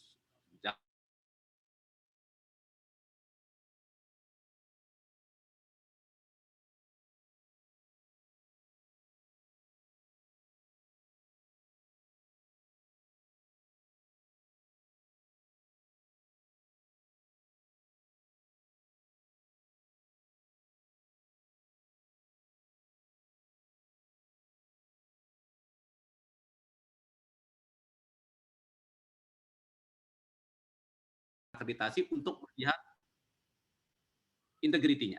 Itu yang pertama. Itu kalau secara badan ya Pak. Kedua, auditor. Auditor apakah diaudit juga? Betul Pak Hanafi. Auditor harus diaudit. Paling tidak kalimatnya bukan diaudit, dievaluasi. Dalam bentuk apa? Banyak sekali itu. Satu, witness. Namanya witness audit. Ini kerjaan saya itu biasanya Pak Hanafi. Jadi saya suka jalan-jalan itu. Kebetulan WQA itu pegang Asia Pasifik. Jadi auditor di seluruh Asia Pasifik, saya witness. Jadi saya kesempatan lah jalan-jalan, misalnya ke Filipina. Auditor Filipina melakukan audit. Saya hanya witness loh, menyaksikan. Seperti yang tadi Yukas menyaksikan auditor kami. Jadi hanya melakukan witness, menyaksikan, memberikan apakah dia betul apa tidak. Dari opening meeting sampai closing meeting, sampai pembuatan laporan, itu witness. Itu evaluasi pertama. Evaluasi kedua, semua laporan dicek. Evaluasi ketiga, setiap tahun CPD dicek. Jadi ada nggak continual improvement. Dan ada beberapa evaluasi lain. Jadi baik secara organisasi maupun secara personal, itu harus integrity. Itu yang pertama. Itu yang jawaban pertama ya. Jawaban kedua, bagaimana kita mengurangi atau menghindari terjadi. Ya ini hal yang umum dan itu pertanyaan sangat bagus sekali. Jadi integrity kita ini tantangan lah buat negara ini gitu ya. Kita bisa tahu sendiri. Jadi seorang auditor itu apa yang kami lakukan sebagai manajemen dulu. Satu secara individu, kedua secara manajemen. Auditor itu diputar-putar Pak Hanafi. Jadi tidak bisa itu, tidak baik auditor mengaudit satu area terus-menerus. Dia harus di switch. Sama kayak orang bank, itu kan mereka di switch. Tujuannya apa? Bisa nggak suatu saat seorang auditor lain menemukan ini kok aneh ya? Kemarin dia audit sama si A dikatakan bagus, kok sekarang jelek. Itu yang pertama. Kedua, auditor saling mengawasi. Oke ya. Di audit itu ada auditor, ada lead auditor. Lead auditor mengawasi auditor dan auditor mengawasi lead auditor. Dan kita ada istilahnya ada konflik interest harus saling melaporkan. Ada titik lapor kalau ada sesuatu yang tidak sesuai. Yang ketiga, satu diputar, kedua bisa saling mengawasi, yang ketiga evaluasi dari auditor itu sendiri. Jadi semua, karena mohon maaf, karena tadinya organisasi itu nggak baik ya, auditor datang, kemudian mohon maaf dikasih sesuatu si auditor sama organisasi tersebut, kemudian laporan dibuat baik-baik kan, masuk ke ini ya, masuk ke hanya cek laporan, dia juga sampling cross check gitu. Nah, itu juga bagian dari bagaimana manajemen memake sure. Nah, sekarang kalau personal ditanya bagaimana personal, ya saya rasa itu integritas seseorang. Di kita, kalau di kami ya kita lakukan pertemuan sebulan sekali. Kita secara kontrak kita ada perjanjian resmi. Setiap tahun dengan UK ada etik training sama mereka, bagaimana personal itu dilatih, walaupun itu tergantung orangnya ya. Kemudian kalau kita bicarakan tentang integritas juga gitu loh. Bagaimana cara mengatasinya, bagaimana cara. Ini contoh, sekarang kan lagi tren ISO 37001. Kami identifikasi Pak Hanafi, auditor itu apa sih resikonya? Saya rasa tidak terlalu kaku lah ya. Saya pergi ke pabrik sepatu, kemudian selesai audit dikasih sepatu, itu menurut saya wajar. Walaupun nanti di atas kontrak kami ininya dilarang menerima sesuatu di atas 500.000 misalnya dalam bentuk benda. Kalau cash sudah pasti nggak boleh lah ya. Kalau menerima sesuai benda. Nah, tapi dia bisa menilai wajar atau tidak. Kita audit pabrik sepatu, dikasih sepatu, saya pikir wajar. Ngaudit pabrik sepatu dikasih ban mobil itu nggak wajar, ya nggak wajar gitu loh. Nah itu hal-hal itu ada SOP-nya dan SOP itu juga kita berulang-ulang kita share ke auditor kita. Mungkin itu yang kita lakukan Pak Hanafi.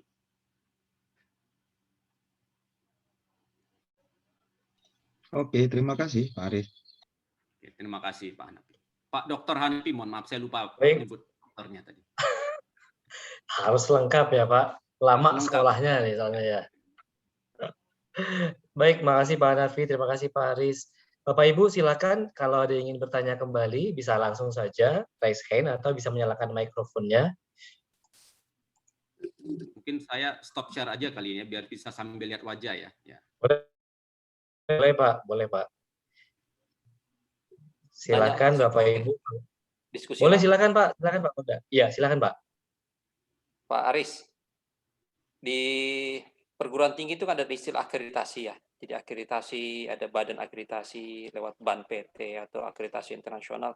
Itu di dalamnya itu termasuk istilah audit itu ada di dalamnya, ataukah itu merupakan suatu istilah dari suatu proses audit? Kan dulu kita pernah diskusi bahwa Pak Aris dulu pernah diskusi bagaimana akreditasi proses audit di proses program pendidikan gitu.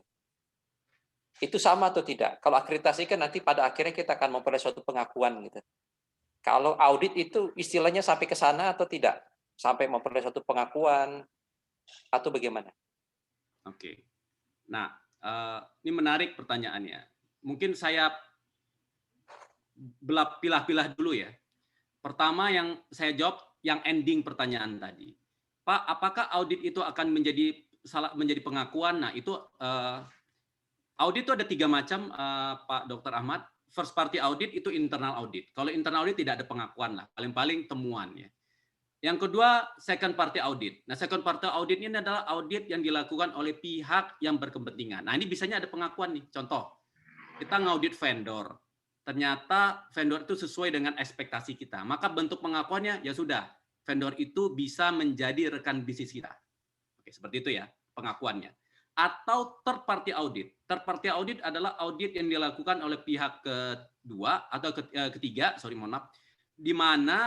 pihak eksternal di mana dia independen. Contohnya apa? Badan sertifikasi. Nah, pengakuannya apa? Sertifikat, Pak Ahmad. Jadi kalau kami melakukan audit ISO 9001 misalnya ke ITB gitu ya. Setelah ITB sesuai dengan persyaratan ISO 9001, maka kami mengeluarkan pengakuan dalam bentuk sertifikat. Nah, bedanya apa dengan akreditasi? Sertifikat kami internasional. ISO 9001 itu karena itu standar internasional. Itu yang pertama. Nah, apa sih bedanya dengan akreditasi oleh pemerintah? Jujur ini bukan bagian dari ISO. Ya, akreditasi oleh BAN PT itu bukan bagian dari ISO. Itu adalah bagian dari sistem internal di pemerintahan kita. Prinsipnya sebenarnya sama. Tetapi dia bukan ISO. Nanti yang bedanya apa sih? Bedanya audit kriterianya. Kalau audit kriteria kami berdasarkan persyaratan ISO, maka kalau BAN PT atau mereka melakukan istilahnya mereka suka beda ya Pak. Ya, Pak kita Ahmad, misalnya kita juga diakreditasi internasional dan sudah kan ya ceritanya ya. kan. Nah, jadi internasionally juga ini sebenarnya gitu. Hanya bedanya itu apa gitu. Oke, bedanya satu yang saya bahas sekarang itu yang berhubungan dengan ISO. Oke. Itu pertama bedanya. Jadi kalau kita katakan sistem manajemen, tadi kita bicara di awal judulnya audit sistem manajemen. Jadi sistem manajemen itu boleh agak teknis sedikit ya, adalah elemen saling terkait dalam organisasi dengan cara membuat kebijakan, membuat target, dan mengidentifikasi proses agar target dan kebijakan tersebut tercapai. Itu sistem manajemen. Nah, audit yang sebenarnya secara prinsip pelaksanaan itu sama saja Pak Ahmad. Yang di kita, saya yakin yang internasional pun sama saja. Nanti perbedaannya, Satu, audit kriterianya berbeda. Saya yakin kalau tadi internasional mungkin ingat apa nama ITB di audit internasional oleh siapa, Pak Ahmad? Dulu contohnya ada ABET, ada JABI. ABET. Ya, Oke. ABET itu American, kemudian JABI itu yang Japan. Hanya mereka itu kan signature-nya dari Washington Accord. Jadi secara internasional itu recognize ya badan itunya. Oke, jadi satu yang membedakan ABET atau jadi dengan ISO. ISO bukan organisasi ABET Amerika ya Pak Ahmad ya? Oke. Recognize-nya internasional tapi dia tetap Amerika. ISO tidak. ISO itu dunia Pak Ahmad. Kenapa? Apa perbedaannya? ISO itu adalah organisasi independen. Dia tidak berafiliat oleh ke satu negara. Itu yang pertama. Kedua, dia adalah sebenarnya milik federasi dunia untuk standar.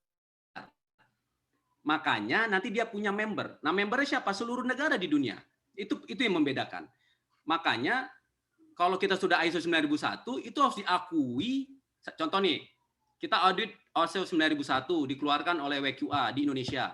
Itu harus diakui di Inggris, harus diakui di seluruh dunia. Kenapa? Karena standar itu dikeluarkan oleh ISO bukan berafiliat satu negara. Jadi sebenarnya kalau ditanya prinsip audit mungkin similar sama lah ya. Tapi organisasinya beda Pak Ahmad.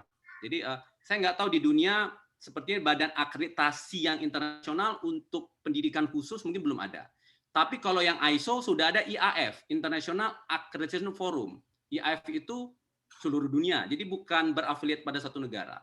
Nah, jadi kalau dalam hal ini seperti contoh kita ada di ITB, contohnya ada JABE, ada ABET, itu mereka juga memiliki suatu wadah ya, signature-nya itu Washington Accord. Itu internasional juga, artinya bahwa bukan terikat seperti suatu negara, tetapi dia diakui oleh berbagai macam negara karena juga merupakan suatu forum juga seperti itu. Nah, saya menariknya adalah kalau misalkan proses akreditasi itu atau audit itu typically hampir sama atau ada bagian yang sama, pernah tidak ada suatu manajemen proses pendidikan itu diaudit oleh ISO gitu? Oke, atau di ISO itu ada gitu? Ini bagus pertanyaannya. Nah, ini yang mau saya sekaligus promosi, boleh dong? Ini baru sekali Pak Ahmad. Jadi saya lupa tahun lalu ya, 2 tahun lalu ya. Ada ISO 21001 Pak Ahmad. Khusus untuk education services. Jadi ISO baru saja mengeluarkan sistem manajemen mutu, tetap mutu untuk education services. Jadi provider edukasi. Jadi memang ISO sekarang sudah mengeluarkan sebuah standar requirement internasional yang berhubungan dengan dunia pendidikan. Nah, saya lihat sekarang kalau kita klik di internet, Bapak lihat Pak Ahmad lihat itu berapa universitas di Indonesia sudah ambil. Itu Pak Ahmad. 21001 kalau nggak salah, 21001. Lalu kemudian keluaran dari audit itu apakah kemudian dia direcognize, artinya kata kalau di Ban PT itu ada A atau sekarang itu dia sudah ada suatu perubahan konversi menjadi excellent ya, unggul kemudian baik sekali, kalau dulu A, B, ya C seperti itu.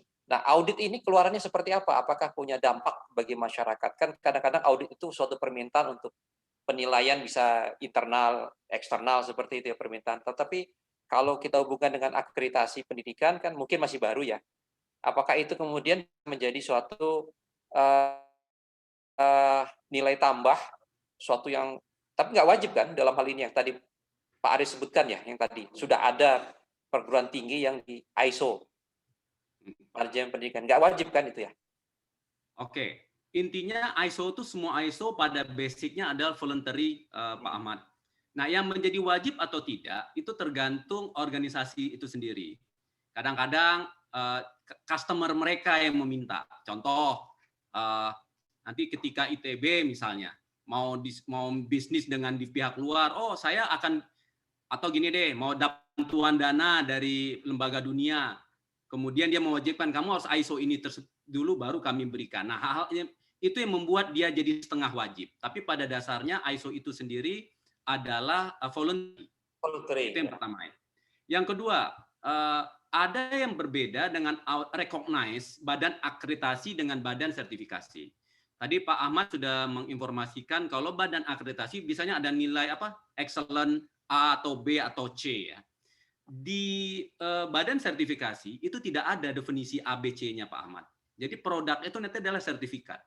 Nah, sertifikat itu comply atau conformity dan comply terhadap requirement gitu ya. Nah, nilainya tidak ada. Itu yang kedua. Yang ketiga, apa outputnya? Outputnya kalau yang di dunia pendidikan dan saya, karena itu adalah sistem manajemen mutu, adalah yang paling penting adalah meningkatkan kepuasan pelanggan. Itu aja, outputnya itu. Jadi harusnya kalau ITB sudah ISO 2101, kepuasan pelanggannya harus meningkat dong. Ingat, pelanggan bukan hanya eksternal, tapi juga pelanggan internal. Bisa siswa, bisa dosen dan semuanya. Itu yang kemudian diukur, ada peningkatan atau tidak. Itulah kunci keberhasilan implementasi dari sistem manajemen mutu atau ISO 21001. Itu Pak Man. Terima kasih diskusinya Pak Aris. Ya, sama-sama. Terima kasih Pak Man. Panser sama Panser. Panser lawan Panser.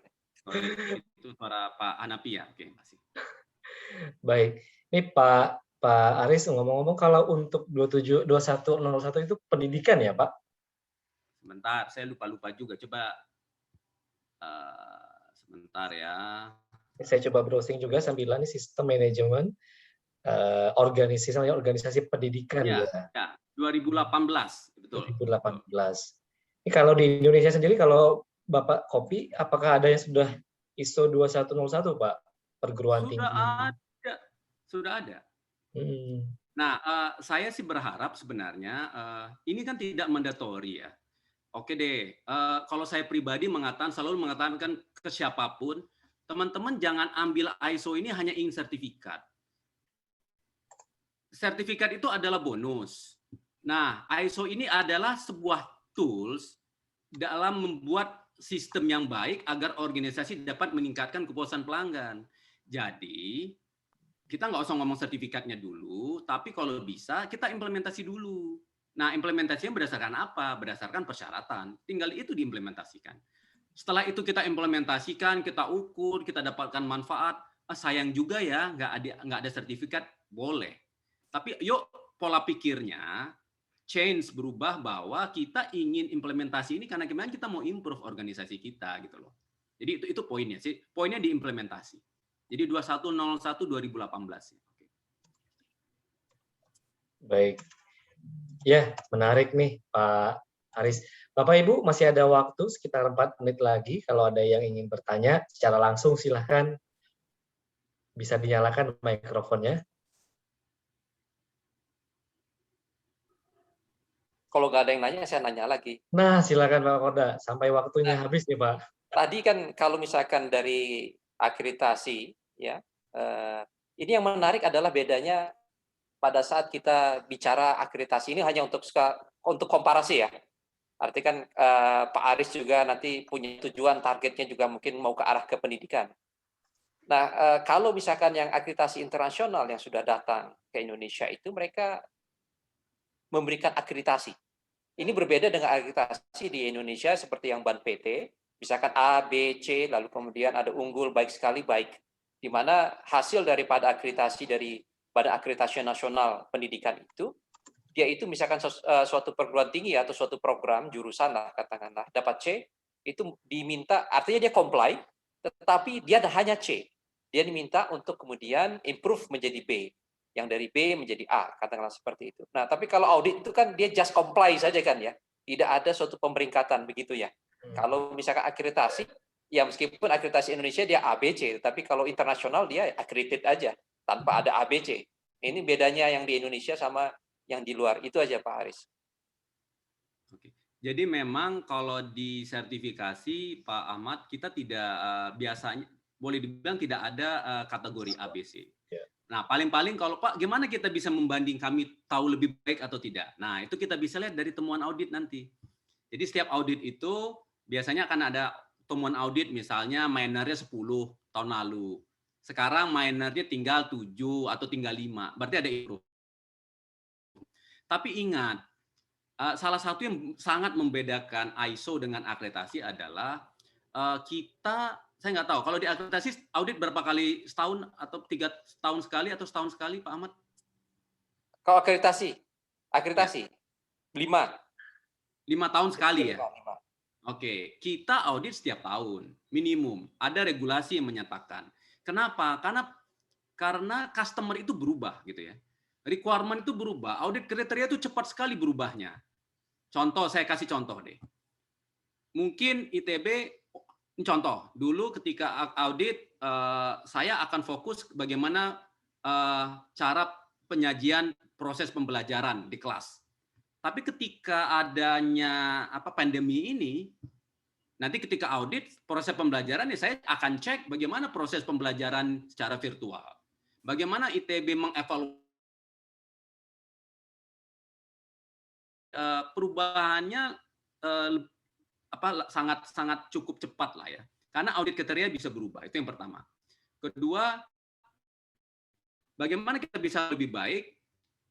Teman-teman wajib dilakukan pengukuran kepuasan pelanggan. Wajib.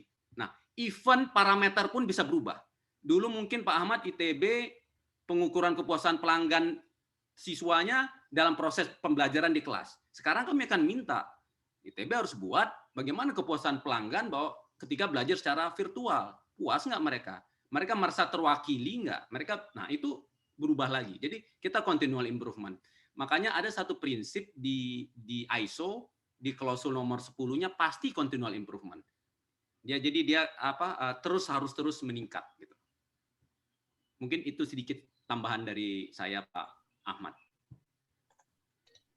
Pak Aris, moderator, saya boleh tambah sedikit nggak?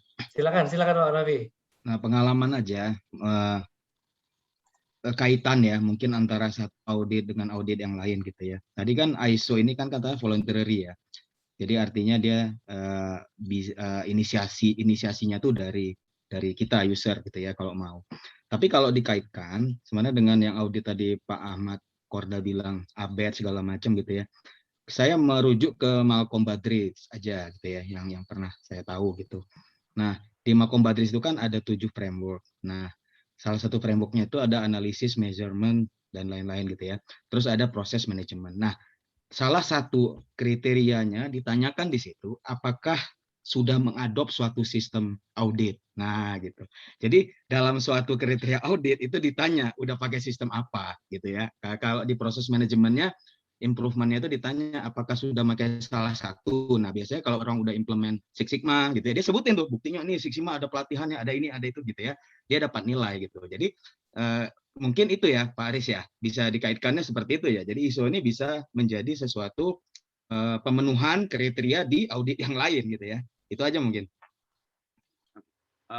Terima kasih Pak Dr. Hanafi, ini bagus informasinya. Jadi memang seperti itu. Jadi contohnya, orang mau SNI, kita buat produk misalnya, barang.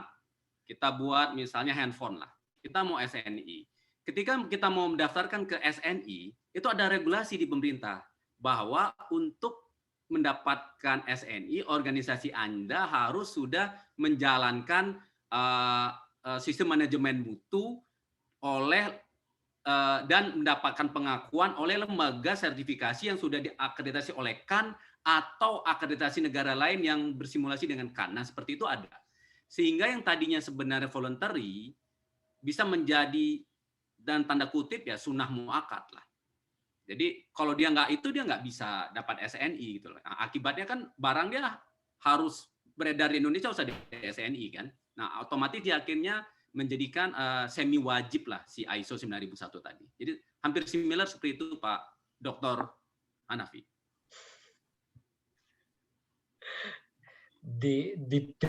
Memang Pansel ini bisa aja. Saya ikut salah satu orang yang ikut ketika Pak Hanafi tesis. Saya melihat luar biasa hasil tesisnya aja. Saya sampai 3 hari nggak tidur, pusing saya lihat. Saya 6 tahun nggak tidur. Berarti Pak Hanafi lebih lama lagi dibandingkan 3 hari mestinya ya. Oh, iya. Baik, Pak Aris, luar biasa Pak Aris. Ini menarik ya, sebenarnya setiap metalurgis atau kita yang memiliki keahlian di profesi metalurgi ini juga seharusnya melek terhadap audit. Karena tadi saya sangat setuju ya ketika Pak Aris memberikan penjelasan kepada kita bahwa framework orang-orang tentang audit itu adalah memeriksa, kemudian melihat kesalahan. Ternyata lebih dari itu ya Pak ya, kita melihat apa yang bisa diperbaiki. Makanya di klausul 10 itu kan dipertegas kembali dengan continuous improvement ya. Saya rasa di semua industri juga melakukan hal itu. Institusi pun juga saya rasa akan melakukan perbaikan sesuai dengan bidangnya. Pak Aris, luar biasa. Terima kasih banyak atas waktu dan sharingnya gitu ya. Ini menunjukkan bahwa kita para profesi metalurgi di sini tidak hanya berdiskusi masalah keilmuan metalurginya saja, tapi segala aspek pendukungnya. Bapak Ibu, kurang lebih seperti ini ya yang bisa kami sajikan dari APMI Prometindo. Mudah-mudahan ilmu yang disampaikan oleh Pak Aris tadi bermanfaat. Sekali lagi kami ucapkan terima kasih kepada sharingnya. Dan sekaligus saya infokan Bapak Ibu sekalian, yang pertama Bapak Ibu juga bisa melihat informasinya di grup chat ya. Untuk link kehadiran Bapak Ibu sudah bisa mengisi di link yang barusan saja disampaikan oleh host ya di chat room-nya. Kemudian untuk video dari webinar sebelumnya sudah kita upload, dan insya Allah nanti yang hari ini akan kita upload segera video dari Zoom ini, kemudian materi juga nanti kami akan share. Dan tidak lupa Bapak Ibu sekalian ya, agar wawasan kita sebagai seorang ahli metalurgis atau orang yang berguna metalurgi terus bergelut di dunia metalurgi terus bertambah ya wawasannya, tetap hadir dan mengikuti dari webinar ini setiap 2 minggu sekali. Untuk Ngopi Mocha, ngobrol profesi metalurgi on kami selanjutnya akan dilangsungkan atau dilaksanakan pada hari yang sama, jam yang sama, 22 Juli 2021. Kita akan membahas topik yang menarik ya. Ini kita kembali ke teknik lagi ya, keilmuan metalurgi, yaitu mengenai solvent extraction and the recovery of nickel and cobalt. Akan disampaikan oleh pemateri Andrew Beckel dari Solvay Solution ya. Jadi nanti bisa disampaikan kepada rekan-rekan kerjanya sehingga bisa turut hadir dan menimba ilmu bersama-sama bersama Andrew Beckel dan juga kita para anggota dan peserta di Ngopi Mocha dari APMI Prometindo. Sebelum kita tutup, mari kita mengambil kamera, mengabadikan momen ini ya. Kita berfoto bersama. Baik, nanti akan dibantu oleh host kita ya, Mbak Indri dan Mas Fikri. Bisa dibantu, ada berapa layar di screen-nya Mbak Indri atau Mas Fikri? Bapak Ibu yang sedang off bisa dinyalakan kameranya. Kita abadikan dulu momen hari ini. Izin aku ambil fotonya dulu untuk yang layar pertama. Ini mungkin saya bantu ya. Mas Fikri bisa bantu? Halo, bisa ya? Ya, silakan. Ada berapa layar, Mas Fikri? Ada 2 layar. Ada 2, oke. Ya. Saya ambil dulu untuk yang... Silakan dipandu ya, Mas Fikri. Ya, saya ambil dulu untuk yang slide pertama. Silakan dinyalakan bagian dulu. 1, 2, 3. Oke, saya coba ulangi lagi sebelumnya untuk yang slide pertama. Tadi ada yang kurang bagus. Untuk slide pertama ya, 1, 2, 3.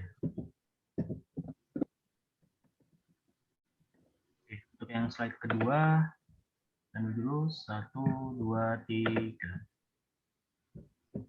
Sekali lagi 1, 2, 3. Baik, sudah. Terima kasih Pak Erio, saya kembalikan. Ya, terima kasih Mas Fikri. Bapak Ibu sekalian, kita berada di penghujung acara. Terima kasih kehadirannya dari Bapak Ibu sekalian di acara Ngopi Mocha pada siang hari ini. Mudah-mudahan ilmunya bermanfaat. Jaga kesehatan Bapak Ibu sekalian di tengah pandemi. Mudah-mudahan kita diberikan kesehatan semua dari Tuhan Yang Maha Esa, Allah Subhanahu wa taala. Saya Erio selaku moderator, pamit. Saya tutup. Assalamualaikum warahmatullahi wabarakatuh. Waalaikumsalam warahmatullahi wabarakatuh. Sehat selalu ya. Sama-sama Bapak Ibu sekalian, Terima stay kasih, safe, Mas stay Erio. healthy. Sama-sama Pak Aris, Pak Terima Hanafi, kasih, Pak. Pak Morga, Bapak Ibu sekalian. Assalamualaikum warahmatullahi wabarakatuh. Waalaikumsalam warahmatullahi wabarakatuh. Jangan lupa hadir di webinarnya Ki Arifianto hari Sabtu. Kapan ya? Sabtu. Jam berapa, Pak? Tentang baterai. Oke, ini yang selalu menarik nih. Peranan terus industri metalurgi sebagai kunci. Yang murtad-murtad gimana nih Pak Aris nih? Apa nih peran kita Pak Aris?